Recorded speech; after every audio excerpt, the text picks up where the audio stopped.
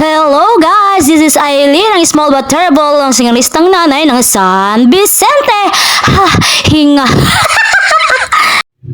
Good morning guys! Ngayon nga po ay pupunta tayo sa bilihan ng gulay at magtingin tayo ng gulay na ampalaya. At matagal-tagal na rin tayo hindi nakakapagulay ng ampalaya. Ayan nga, tuwan-tuwa si Bibi at nakalayas nga. Bira lang kasi kami makalayas ng bahay. Tara guys, samahan niyo po kami sa pagbili ng gulay. Let's go!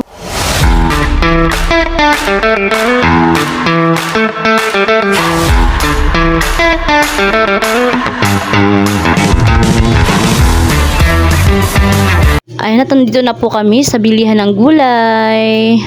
Kaya lang mukha yatang walang gulay ng ampalaya. Ano ba naman yan? Sad naman. So, ayun na nga po, dahil walang gulay ng ampalaya, ngayon po, bibili na lang po natin ay gulay na talong na lang. Favorite ko rin naman ang gulay na talong, lalo yung pinirito lang, tapos magagawa ng sausawa ng toyo kalamansi. Hay, sarap na naman ang kain ko nito. Sira na naman ang diet ko. So, yun nga po, dahil nakabili na po kami, ay uwi na rin po kami ng bahay.